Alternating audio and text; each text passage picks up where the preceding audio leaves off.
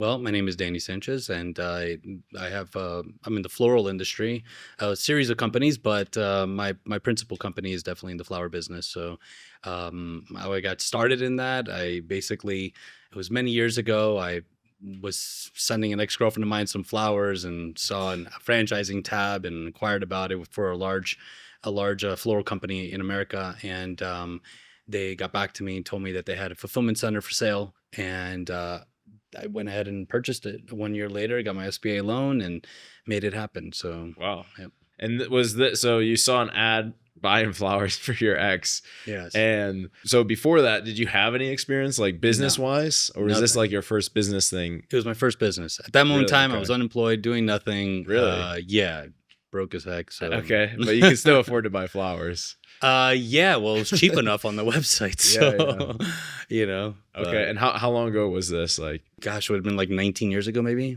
Yeah, 19 years ago. 20 years ago. Yeah, I think I inquired about it when I was like 22. Wow. Okay. So, So at yeah. 20, so At how old were you? 23, I bought it. At 23, you bought a flower business or fulfillment center. Yeah, fulfillment center. Yeah. Okay. And so the fulfillment center was like the back end of you selling it to like retail stores, or how does that whole thing work? Basically, the larger entity would make the sales, and then they would send it over to me. We would then sell it. So we would then Okay. manufacture, we put the arrangement together, and we deliver it. Basically, last mile delivery. So we do the manufacturing and we do the last mile delivery. They just take the order and then send it over to us. And then there's like a cut and stuff like that. So, Okay. but it was pretty significant. I mean, we were kind of like a flower shop on steroids, is what I tell people. So Okay.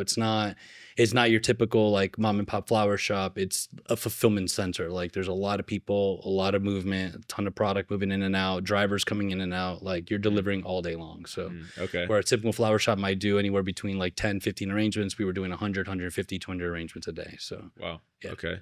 And so 23, you bought this 19 years ago, and then walk me forward to today, from that first purchase, the fulfillment center, all the way to, where you're at today and what's changed and what's evolved and what you've learned.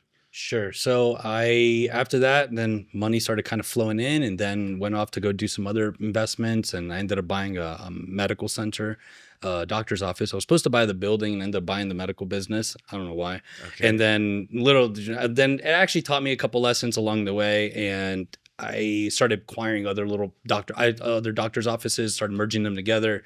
Eventually, I had like 3 medical centers, and then we sold those off. And then in 2013, and then also in 2012, I bought a dental laboratory. So at one point in time, I was running dental laboratory, the medical centers, Really? and the floral operation.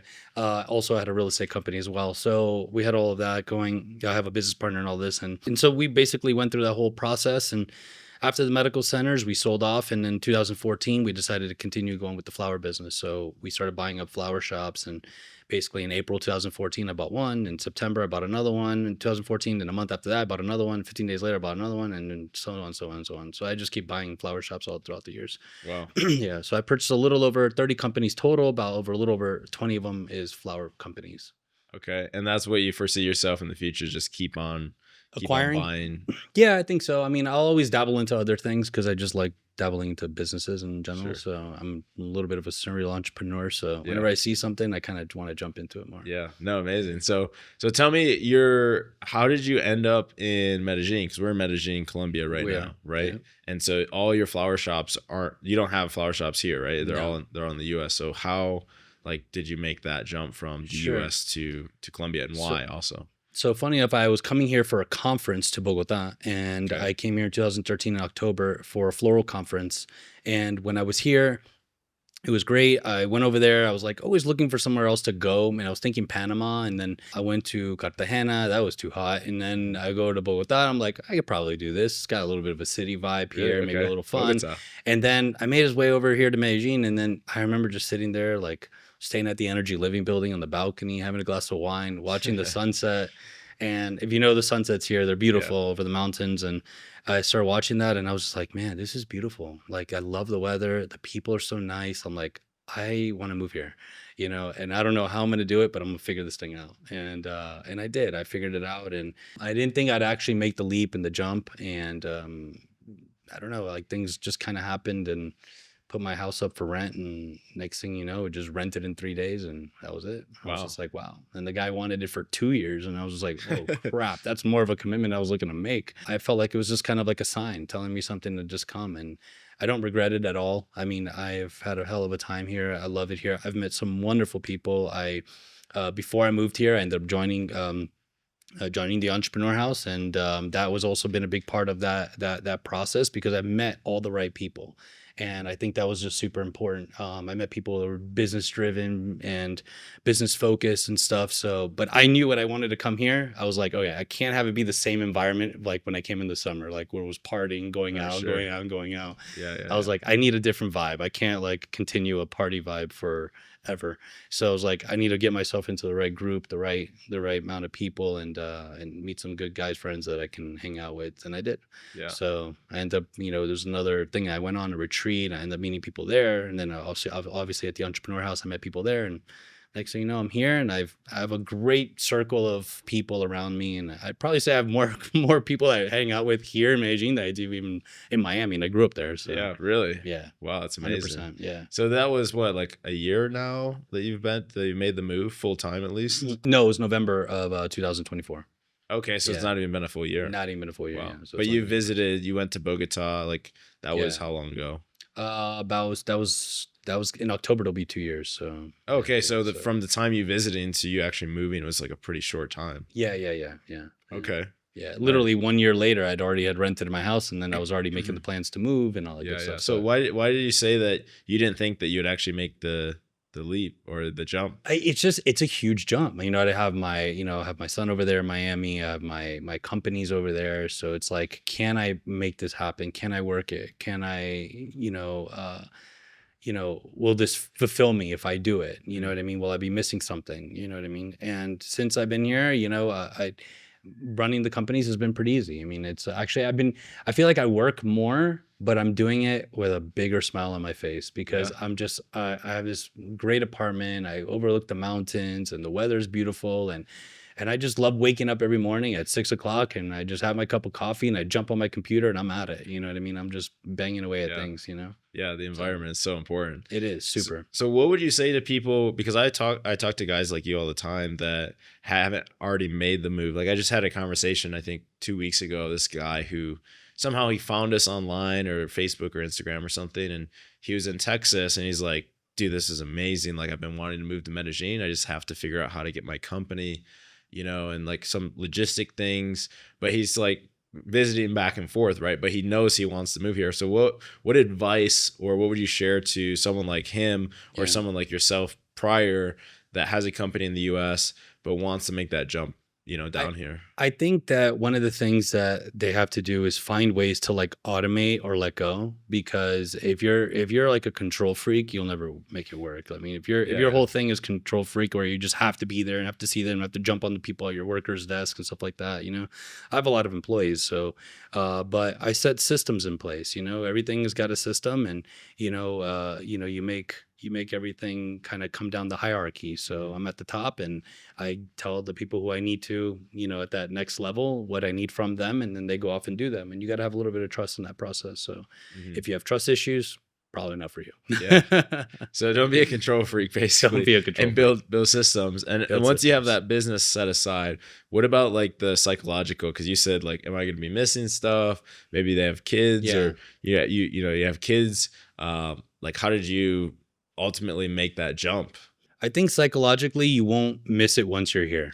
You know what I mean? Like once you're here and once you're connected with a good group of guys and you have that. I mean, it was funny. I know that we were like, I always look into like what the blue zones are, you know what I mean? And the blue zones are like where the people live the longest and stuff like that. But one of the things that's part of a blue zone is community, right? So if you have a good community, you don't feel that, so even Saturday, I met a guy for the first time, and then he invited me yesterday to just go eat with him and his friends. And I did, and we had a good time. And then we ended up at this cigar bar. I don't smoke cigars, but you know what I mean? I still hang out with all of them. And then I met a bunch of other guys that were there, and everyone's just so much more friendlier here. So I think it's very easy to meet people, super easy. It's not like, for example, in Miami, it's very different. You know what I mean? It's more like what are you gonna do for me type of thing. Where over here it's just like, how can I help you? You know what I mean? And that's the vibe change. Yeah. So So let's talk about your experience being part of the Entrepreneur House. Because I remember we met originally, it was on a real estate tour, yeah, right? We yeah, met on the bus, and I think you came to an event that we did like, a few weeks later. yeah, And then I remember you messaging me and you're like, hey, I'm going to come. I want to join the group. This was, I think, right before you actually came full time. yeah. I think you're still in the States, but you're like, hey, I know I'm coming. I want to be part of this. So tell me like your experience so far that you've been in it for since like, what was it? I guess in January, Yeah. right? Is when it officially Yeah. started. So it's been 7-8 months almost. Yeah. So in those 7-8 months, what has your experience been? Like what kind of people have you met? And yeah, just overall, like how has it been? It's been wonderful. I mean, there's, obviously there's a lot of events that you throw on and that we can go to and stuff like that. So I think when the events happen, it's fun because we get to, interact with everybody. And after a while, like you just feel like they're all brothers, like everybody seen them for a while. And, making that leap was initially like, obviously the leap wasn't like whether I wanted to join something. The leap was more like, can I move here? And then once I did, like being an entrepreneur, to be around other people that were entrepreneurs and even like, you usually host dinners and stuff like that. And I was around those people and I was just like, man, everyone's really cool. You know what I mean? Like I made such great people just in these dinners, you know what I mean? That like, how many more other people are there to meet that? And then there's a lot of people I haven't met yet, you know what I mean? Yeah. Which is crazy. So, but every single time we have like one of the bigger events where there's a lot more people there and everyone goes, I meet more people. I'm like, oh, how long you been part of the Entrepreneur House? How long you been Yeah, part of this? And then you realize that there's even more people, and then you start getting more connected with more people, and it's been super. Like, I don't know, it's been a good experience. I will tell you that it's definitely been a good experience. I've connected with a lot of people. Doing business with a couple people, so yeah. great. And I also will point this out because you didn't mention it. Through Dan, I think it was Dan. Dan, right? You met Dan Reutman at one of the events. Mm-hmm. And not only are you doing business with different people in the group, but you're also doing, well, I guess you can call this like lifestyle, right? Correct. So you started working with Kevin Yeah. about 3 months ago. Yeah. So just like, again, I already told you Yeah. this, but huge congratulations in Thanks. the past like 3 months, I think it's been. Yeah. You've lost how much? 35 pounds. 35 pounds. Yeah. Yeah. And I literally can see it. Like as soon as I saw you, I was like, wow, you look completely like on your face and everything. Yeah. I'm like, man, you look good. You're doing something different. Yeah, it's been wonderful actually because it's kind of like changed my life. I do a 24-hour fast, which I didn't think I could do, but it's only because I'm slimming down right now. But I'm in the best probably physical shape. I'm 42 years old, in best shape. I mean, I'm down to a weight that I don't think I've been to since I was like 15 or 16 years old. Really? Yeah, and I'm much more fit, and I'm only getting better every single day. Like I'm getting more fit every single day. Like my health is changing constantly. It was from that interaction with Dan because he was giving the mastermind, and I remember having lunch with him, and then he was just he needed like, I don't know, he had like 2 filet mignons and he like needed another one, and I was just Yeah. like, he was gonna order more meat, and I'm like, how much more meat do you need, dude? And he's like, he needed more protein intake, and Yeah. then he started showing me his results, and then he started telling me how he did it, and I was just like, wait, you did this all with bands? And he was like, yeah, with bands and a diet, and I was like, no way. And because I travel so much, I was like, I need that. You know what I mean? I know people like going to the gym, and that's great, but I don't go to the gym anymore. I have 2 gym memberships here. I don't even go to them. I literally just work out in my house. Yeah. And my proof is in my pudding. Like, you know what I mean? Like I've literally gotten fit from my house with Yeah. bands. That's it. That's So crazy. And in yeah. 3 months, I mean, the transformation has been huge. yeah, in 3 which is- months. It's Yeah. so awesome. Cause I remember, I think it was like 4 or 5 months ago, we went on a hike and Yeah. I was asking you like, hey, are you working out? You're like, no, I need to. I'm like, yeah, Yeah. man, let's do it. And then now I see you. So it's like, it's so Yeah. amazing to see the transformation that you've had. Like Yeah. obviously meeting the people and like business is already doing well, but you're connecting with great people. And I think you might even be working with some different people. I'm Yeah. not sure if you're working with Gayton and some Yeah. other people like that, Yeah. maybe doing deals and stuff. But then to see, I think what's more amazing is getting like connections like that transform your life, that transform your lifestyle. Yeah, You know, it is a huge one because that one I feel like you can make business and you can make money with people, which you can just do anywhere. But like to feel like that physical change, especially at my age, like it gave me like a whole new perspective. What I didn't think was like, okay, I'll never get there. I'm getting there and I can Mhm. see it and it motivates me more to keep going. You know what I mean? So it's it always sounds funny because I always tell them like, I was like, what's your goal in this? I said, it sounds stupid. My number one goal was to see my abs for the first time in my life. So, See you your know, abs for the first time in your life. yeah, I just want to Yeah. like touch them. So, And you're probably uh, like already there. I'm getting close. closer. Yeah, Yeah. I'm getting much closer. I got probably about another month to go and I can get there. And then once I start Nice. doing that, I can start like the bulk process. But you kind of like literally have to get down to the slimming stage to get rid of that visceral fat of like whatever you've Right. built over the years and then get you to the right place and stuff. So, obviously I'm more than like a person who's just trying to put abs on their body, but like Yeah, you know yeah. what I mean?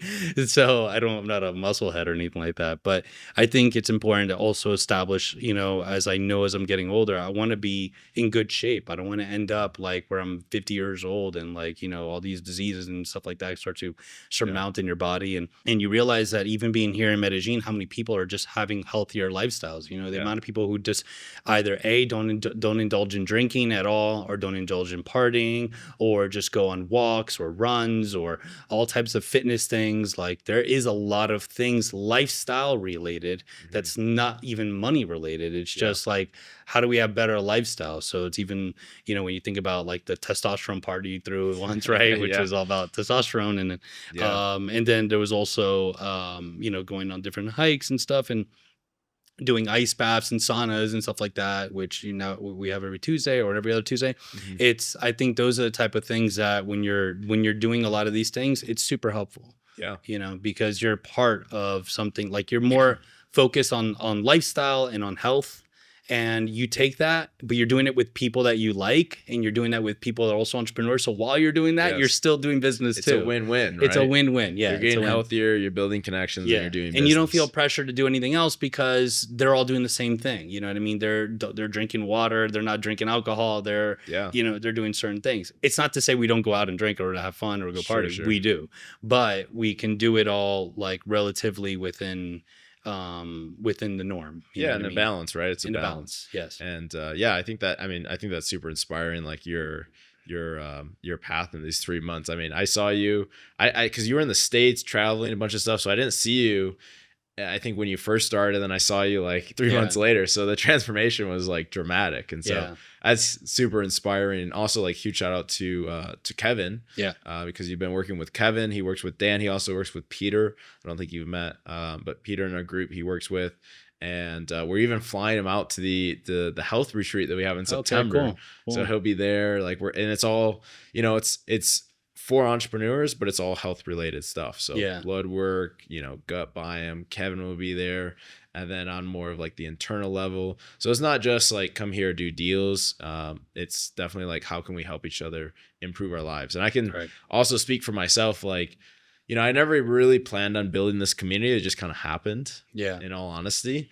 And the value that I've gotten from it is like being around people like Nicholas and James. Like Nicholas is always talking about longevity and how to optimize your health. Yeah. We were talking about that, like great guy, not just lifespan, but health span, right? Because you can live to 100, but how many of those years are you actually going to be healthy? And that's really what matters. And, James, he has his whole company that's quit drinking alcohol, and there's all these like positive influences that just being associated and being around those type of people, there's this like rub off effect, I think, that happens, this group think that's a positive, very positive group thing. So it's amazing. Congratulations again. Thank you on the transformation, and can't wait to see your abs. Me too. For anyone watching this who's a member, one of the values of the community is it's not like a guru. It's not like me teaching. Yes, we bring in speakers, but it's really like the peers and the members themselves. So anyone who is watching this that is a member, or maybe someone who will become a future member, how can you help them if someone were to reach out to you, get into contact, meet you at a dinner? What is something that you can provide for, as value? Sure. I think one thing I've learned over the years, and that I think I provide a lot of value for, is organization. I have a little bit over 100 employees now, and building that and running that, which are physical stores. Most people have digital stores, right? Mm-hmm. So they can operate that from wherever. However, when you have physical locations, you really have to have solid organization, because these things are running. People, it's customer focused. It's customer facing, mm-hmm. So you have to learn how to have a lot of organization. I've implemented different AI tools. different financial protocols that helps things run and helps things streamline. So even at my revenue, like I could still I'm getting to a point now where we'll probably be able to do end of month close and within 5 days be able to close the entire month prior, right? Which doesn't, if it doesn't sound like a lot, but it is, because Yeah. when you start getting into like ample revenues into 7 digits monthly, there's a lot of transactions. There's, it could be anywhere between in my company like 3 to 4 or 5,000 transactions a day, or sorry, like a month. Yeah. And it's a lot, and more than that, because obviously there's daily transactions of sales, which is double that. But the transactions on expense wise and income wise and all these things that happen within like your accounting software, it can be quite extensive. So when you get there, it makes things like where you have to now get to a point where you have to create these organizations and these organizational flows. I have staff out here in Medellin, but I also have staff in a bunch of people in South Florida, obviously. So, organization, accounting, AI, like I'm diving into all of it. And I'm not only dabbling into it, I'm making it happen. You know what I mean? So I'm an executor, and I don't talk a lot of crap. I actually do. I do things. You know what I mean? Yeah. And I've always tell people, like, if you have an idea, whenever people say like, "Oh, I don't want to share the idea because I don't want people to get my idea," I was like, dude, this many people have the balls to actually go do an idea. Right. Like 99% of people, 0.99999, don't have the balls to do anything. You know what I mean? So you could share ideas with whoever you want, and maybe if you're lucky, that one person might actually be like, "I could do that too," but chances are it's not going to happen. Yeah. So organization, and then also I would assume too, because you have so much experience in this, is M&A, right? Buying and selling. Because Yes. you mentioned you've bought. Sorry, sold, I like, should have mentioned that one probably. I think that's super obvious for anyone Yeah. who's like getting into that or wants to get into Yeah. that. I think you'd be a really good resource. Yeah, and a lot of people have asked me for advice on that. You know what I mean? So I'm always happy to help anybody that wants to know about like how to buy companies, what to do. You know what I mean? I think it's a very nerve-wracking thing for people because they don't know like how to buy a company, how to make an offer, what to look into, what to look for, and their first thing is always very pessimistic. It's like, oh, but why are they selling? You know what I mean? Like, because people sell, like, you know what I mean? Not everybody has a reason. Like, it doesn't always have to be bad. I mean, Right. how many big companies out there sell, and they sell for these large exits? You know what I mean? Yeah. Are they selling because things are bad? No, they're selling because things are good too. You know what I mean? So sometimes you'll get a seller out there that's maybe been doing it for 20 years and they're sick and tired. Maybe they want to move to Medellin. They're like, I'm tired. I don't want to be here in Miami anymore. Yeah, you know what I mean? So people have all different types of stuff. I've seen people that be like, no, my family's all moving to, Pennsylvania. So we're going to move to Pennsylvania too. And so they want to just stop. They're already like in their late 50s, early 60s. And there's like, they've been doing this for 30 years, 20 years, and they just want to like sell the business already. People just hit certain plateaus. But where I always give advice is that when you find a company that's for sale, make sure that you can give something added to it, that you can make it work. I remember once I was going to buy a club, right, in Miami. And this club, when I went to go do it, this guy had built like a bunch of clubs in Miami. And so when he did it, I remember going there, we went to go take a look at the club, me and my partner, and then we went to go take a look. And then during the daytime, these phone lines would like drop from the ceiling at the bar, and then you would turn it into like a call center. And I was just like, Really? man. And so this guy had already like operated such a like a well-run oiled machine that when I was looking at it, I'm like, man, I really don't feel like I can add anything to this. You know what I mean? This guy already does it. He's already working with like the highest, like the most well-known like radio station there that does DJing there every week. You know what I mean? Like, I don't think I can add, and when you can't give an ad to a company you're buying, it's probably not a very good thing. But what you will find out there right now is that there's a lot of people that may be in their late 50s or 60s that they're already creeped out by AI, and they're like, I'm not going to jump into like that. Maybe they don't even have the bandwidth to try to learn how to maybe do these new things that are happening. But if you're younger and you can be like, hey, I can jump into this business, but look at all this. It's like they're running an accounting department of 10 people. I could automate this entire thing and cut, 5 people right off the bat, which would increase, which would decrease my expenses by $200,000 if I would cut all those positions. And now I'm seeing a much more benefited return here, where they can't see it, they can't visualize it. You can, Right. because they haven't implemented the software to get there. Yeah. Yeah, which I do a lot of software development now currently. And not only am rebuilding a whole software for my entire company, my whole entire operation, so it'll be running more autonomously, but I do a lot of software integrations, API calls, and things of that nature. So open source stuff. Yeah. Oh, that's amazing. Yeah. Well, if anyone's watching this, reach out. We have the group, we'll have the directory, and anyone who joins, of course, get access to that sort of thing. Yep. And then just closing out, what would you say to anyone who's watching this, maybe who's on the outside, right, and hasn't ever experienced an event, has never met in person, and maybe is thinking about like joining the Entrepreneur House or moving to Medellin and joining? What would you say to them? Sure. Well, I think Medellin sells itself. You know what I mean? It's Yeah. a beautiful place. You come here, you're going to have a good time. If you're with a couple people and you're just having a day out of town, at night, you're going to have a good time because the people you're going to meet is great. I don't know where these people might be coming from, but I know for me, coming from Miami, it was more like, what can you do for me type of mentality. And the thing I always tell people is that I feel like when people come here, especially from the US or, whether it be Canada or not, it's more... it's like they leave their ego at the airport and then they just come into town and everyone's here just looking to help each other out. So, and I think one of those places you'll find that type of individual, it's going to be at the Entrepreneur House, especially if you're entrepreneur related and you're looking for people like-minded, you are going to find that, is a common word, like-minded, but it's true. Yeah, It is people are like-minded, you know what I mean? So the things that I talk about, I have extensive knowledge on a lot of different things from M&As to software development and a couple other things, but and operations and things like that. But I learn just as much from other people that I talk to who are focused on other things. It might be like they just run agencies or they just run this or they run that, all different types of things. And I'm just like, oh, it's really interesting. And I love diving into these conversations with them because I'm getting it from real people doing real things that are making real dollars doing it, not anybody like fake. And it's not like some ad you're seeing on Instagram where you're just like, oh, man, look at that guy, he's making money. And it's like, no, he's fake. Yeah, you know what I mean? These people are not.